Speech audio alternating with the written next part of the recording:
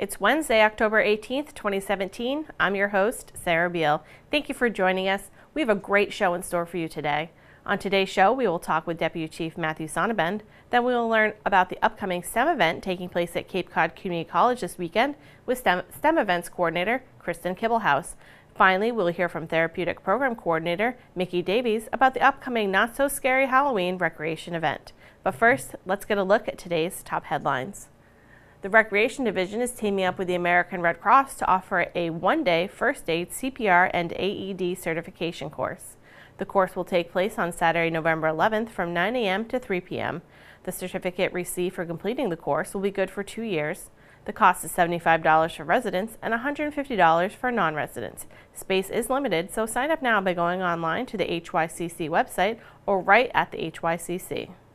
The town of Barnstable is currently accepting applications for artists and artisans interested in participating in the 2018 Hyannis High Arts Cultural District Artist Shanty Program. Applications are due Friday, October 27th. Subsequent applications will continue to be accepted on a rolling basis following this date for any remaining spots for the 2018 season and will be filled based on need and availability. Applications can be downloaded from the homepage at www.highartsdistrict.com. Spending a day at the Sandy Neck Beach House at the halfway point offers artists a special Cape Cod experience. Driving through the dunes to the back road sparks the creative juices with views of the marshes, the dunes, the expanse of sky, and the changing colors of the seasons. Those who have joined artist Betsy Payne Cook on one of her artist instructional and plein air painting workshops at this magical place will come together to display their artwork at Barnstable Town Hall through November 30th. Paintings and drawings can be viewed in the Town Hall hearing room and the Selectmen's Conference Room. The Centerville, Osterville, Marston's Mills Fire Department offers a free senior home safety program for residents 65 years of age or older. Fire personnel will come to your home to ensure that it is safe and will help install smoke and carbon monoxide detectors, change batteries and alarms, install house numbers, and many more important general fire safety services. Please call the CALM Fire Prevention Office at 508-790-2375 extension 1 to set up an appointment today. Now let's check in with Deputy Chief Matthew Sonnabend of the Barnstable Police Department. Joining me now live on the phone, we have Deputy Chief Matthew Sonnabend. Thank you so much for joining us today. I really appreciate it. No problem. It's always a pleasure. Always a pleasure. Good to hear from you again. So we're going to talk about the Community Impact Unit recently received an Excellence in Behavioral Service Award, specifically Officers Jennifer Ellis and Jason Sturgis. Yes, they did. So let's talk about that a little bit. It's pretty great. This past Friday, State Senator Julian Sear came down. There was a summit that was held over at the Cape Cod Conference Center, and they have awarded both Officer Sturgis and Sergeant Ellis an official citation from the Commonwealth State Senate for the Excellence in Behavioral Service Award. Through the stuff that, the Community Impact Unit, when we created it, we realized that we do have an issue with homelessness and drug addiction and mental health issues. And at that level, at that street level, often those issues are intertwined, and we realized that, the traditional police approach with either moving people along, arresting people, or whatever, really wasn't breaking that cycle. So the unit was founded, and the officers that were in that unit were sent to specialized training in mental health and other, let's say, alternative ways to address these issues and to work with other resources in the community besides the criminal justice agencies.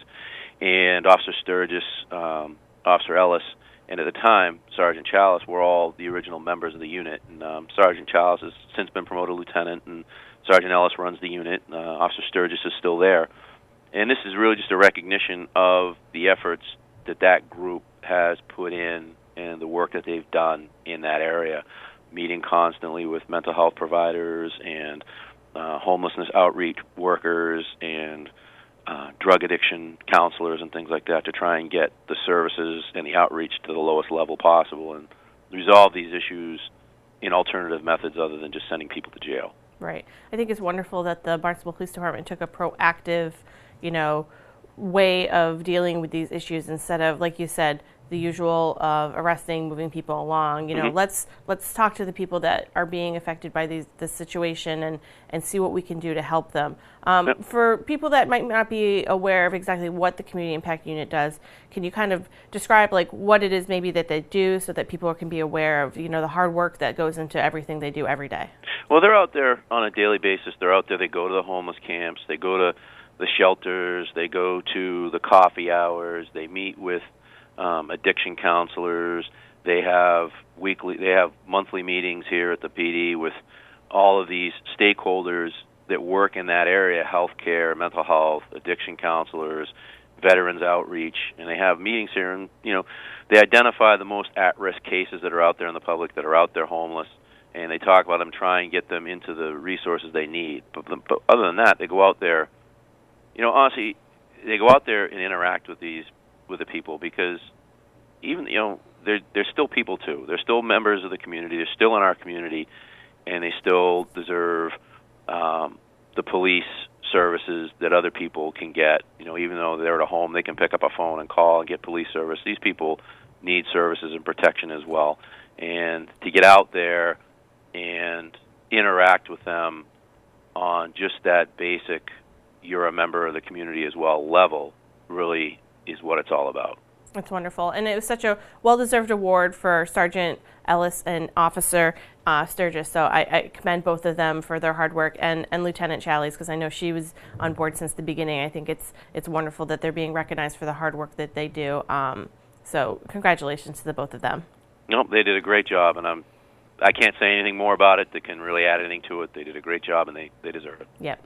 Another thing I wanted to touch on briefly is, the heroin epidemic that's been going on. You know, it's across the country. It's not just here in Barnstable, and hopefully that people understand that. But a new factor into this is now fentanyl. It used to be, heroin was just the main thing, and now it's becoming fentanyl. And I know there was an article in the Cape Cod Times that kind of discussed this, but I just wanted to, if you could kind of talk a little bit about, what the police department is trying to do, or what people should be aware of as far as fentanyl and heroin in our community, in that sense.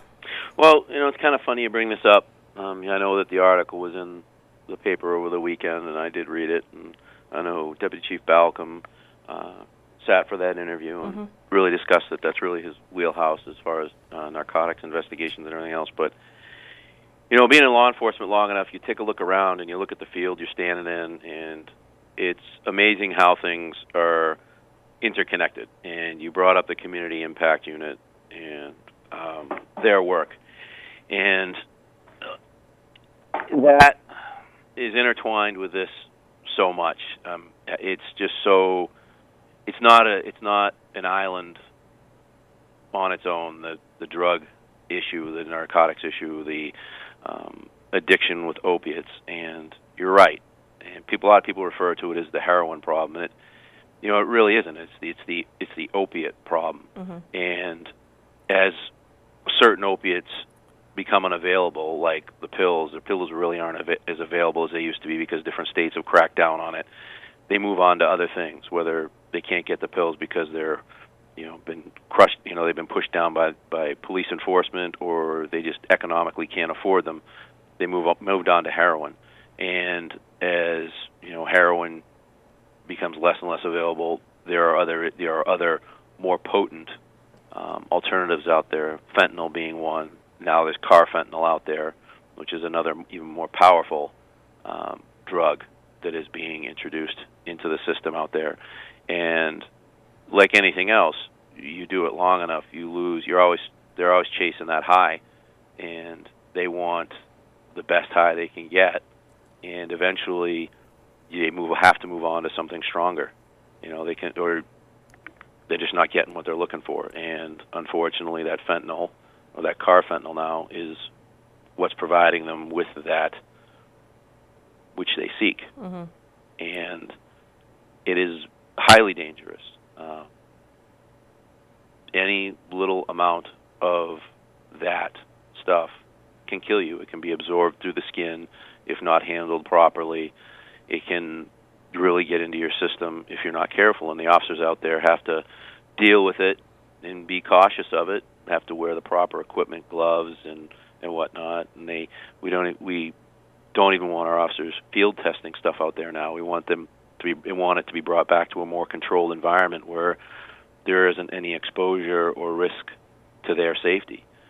It's a very serious issue, and like I said earlier, somewhat similar to the homeless thing. It's not something that the traditional approach by law enforcement of arresting or putting people away is necessarily going to solve. We've done a lot of as the article mentioned, there's been a lot of significant narcotics arrests, but yet it still keeps coming because there's that demand. We have been working with addiction counselors. They go out and they visit with people.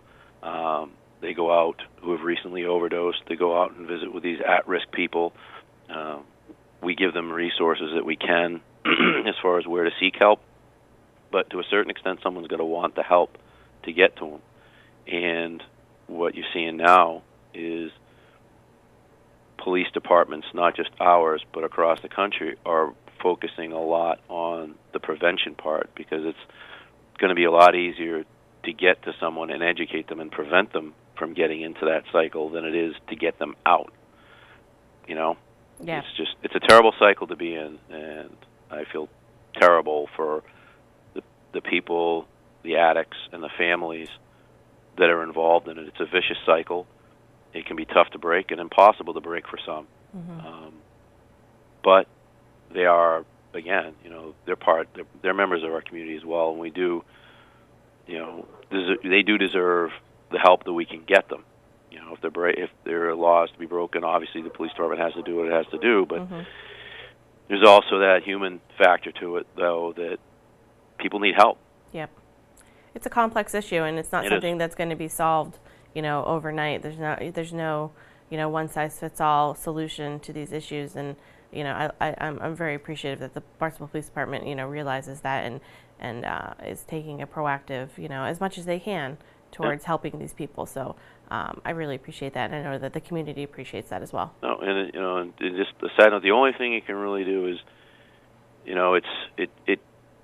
it took some time to get into this position. It's going to take some time to get out of it. Yep. And parents and families, you can't really look at it as, oh, that could never happen to us. You have to have some frank conversations with your kids and with your loved ones about the dangers of these things, because sometimes, you don't know what you're getting out there. You think you're maybe getting a little bit of something that you consider to be a safe and whatever thing, and someone puts, it's an illegal substance, and people put things in there that shouldn't be in there, and all of a sudden now you've got an issue. Yep.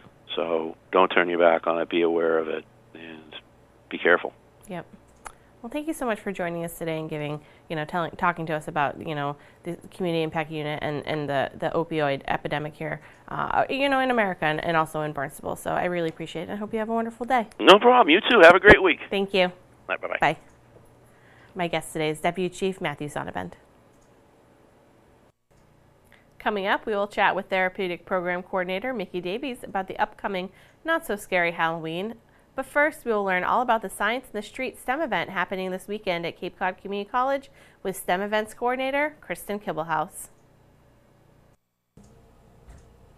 Thank you so much, Kristen, for joining us today. Oh, thank you for having me. So we're going to talk a little bit about 4Cs and their STEM programs. Can you kind of explain what STEM exactly is? So STEM is the acronym for science, technology, engineering, and math. And we see it a lot in schools now.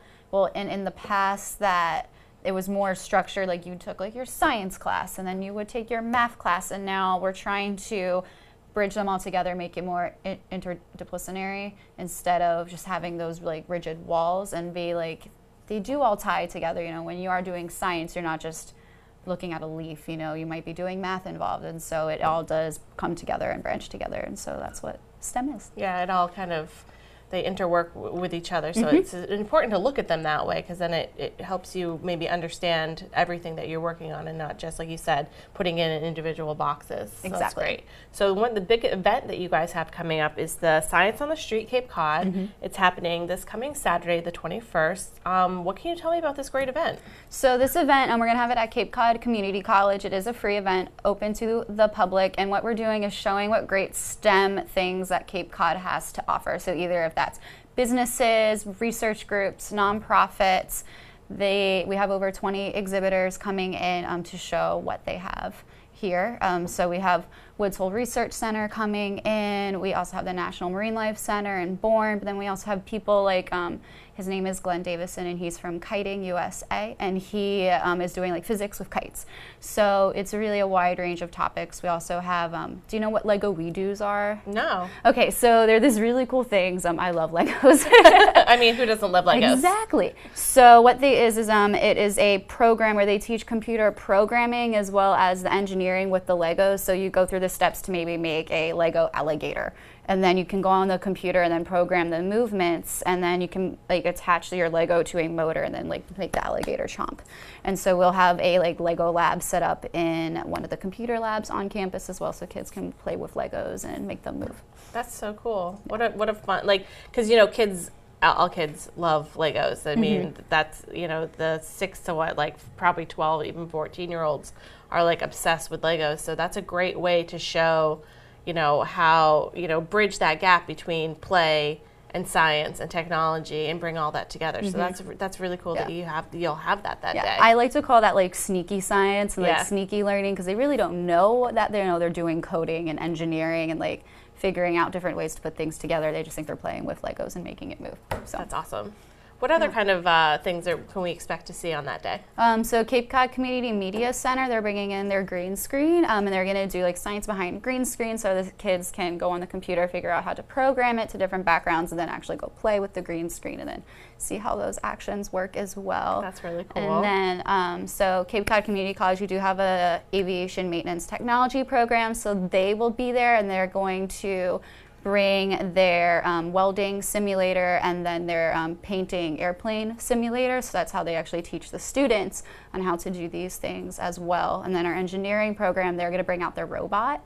So then you're able to learn how you can program the robot and like make it do like picking up objects and things like that. So those are some other things.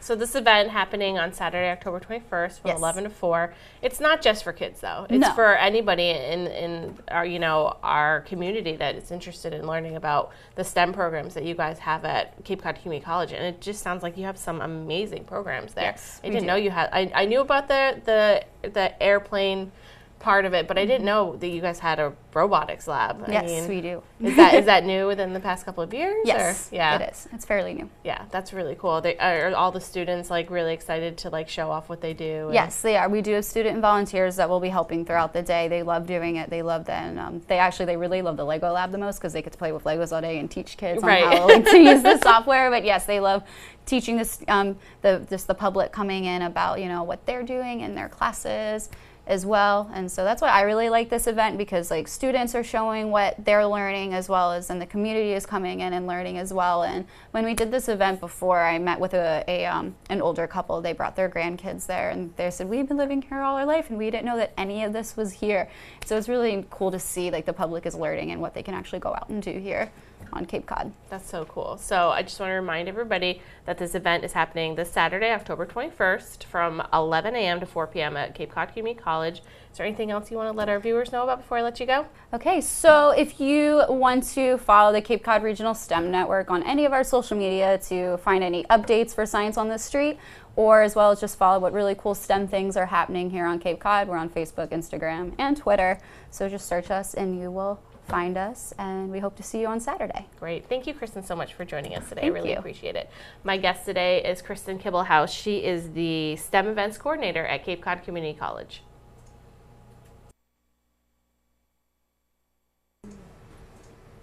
Mickey, thank you so much for joining us today. We're going to talk about one of the best events I think that the Recreation Division does every year is the Not So Scary Halloween. Love it. let's talk about it. What's going on this year for Not So Scary Halloween? Well, the Not So Scary Halloween this year is going to be held at the Barnstable Intermediate School from 11 to 1:30 on Saturday, October 28th. And it's going to be another great time. It's usually geared towards kids elementary and preschool age. I mean, you can still bring some older kids. There's still fun stuff to do. But a lot of our carnival games and activities are geared towards younger kids in the not so scary kind of way. We also are going to have I don't want to say Easter egg hunt, a Halloween egg hunt with some cute little Halloween treats inside there for the kids. That will be in a nice little graveyard set up. Again, not too scary. Right. There'll also be some craft tables out, so some of the kids who are interested in making some seasonal items, that'll be great for them. For the real itty-bitty creepy crawlers, the small kids, we will have some sensory pools out so that they can play in the seed and things that are more seasonal for this time of year. Oh, cool. So they have a great time with that, and it's good for the parents because it gives them a nice place to put them down where they're safe, especially if they're not wanting to be in their stroller and it's busy and it's too hard to run around. So that corner is usually, you know, invited for the creepy crawlers to come on in and have fun. We also will be having some food and things like that. So if you're hungry, there'll be hot dogs, cupcakes, drinks, popcorn, some fun things to have while you're there. Great. And then the famous novelty table, which I'm telling you, no kid wants to leave without one of those little punching balloons with the jack-o'-lantern face on it. I love that kids still love those kinds of things. I remember playing with those when I was a kid. Love it, and it's latex free, so we're good. Yes. You know? You don't have to worry about allergies. You're good to go. Yeah. Awesome. So it's a really good time. I love it. The kids come in costume, one of my favorite things. Being able to see kids that we see throughout our programming throughout the year all dressed up. It's a great time for you to be able to use your costume multiple times. Yeah, I was going to say that. Yeah, because you know, you're paying big bucks most of the time these days. Yeah. Or my favorite are the ones that are just created at home. Yes. Those, you know, are the most unique. You can't beat a homemade costume. You really can't. Yeah. And the creativity that's out there is amazing. So I mean, it's just another great chance for the kids to show off their costumes. Yeah. You know, they can wear it more than once. Maybe if they want to be a couple different things, they can wear one costume to this event and then another costume to trick or Change it up. treat. Yeah, why not? Yeah. That's what Halloween's all about, is having fun and being silly. And the costume change. Yes, yeah, definitely. exactly. So much fun. And we have, of course, Richard Archer coming again. Yes, the amazing Richard. Yes, who is amazing every year. Yep. Freaks me out with this incredible magical mystery tour. So he's going to be there, and you know, it's just going to be a delightful time for everybody, and we really hope that everybody will come on down. That's awesome. So this is, you know, preschool, elementary school age. It's from 11, right? 11 to 1:30. 1:30 at BIS. Cost. The cost is, to enter is free, the egg hunt is free, the Amazing Richard is free. If you'd like to play a carnival game, it will cost you one ticket. You can get your tickets at the door. The food is one ticket. Also, the craft table is free, sensory activities are free. If you want to purchase a novelty, like one of the balloons or something like that, that would be a ticket as well. So really, you can bring your whole family and spend, you know, 3 tickets per kid, and they're walking away with a ton of stuff. Yeah. So it's very, very affordable to bring your family. Great. Well, thank you so much, Mickey, for telling us all about the Not So Scary Halloween. Really excited. Hopefully everyone will come out. Hopefully we'll have nice weather. Yes. Yeah. So but, I know, you know, if not, it'll be not so scary. Right. Just a wet. Yes, exactly.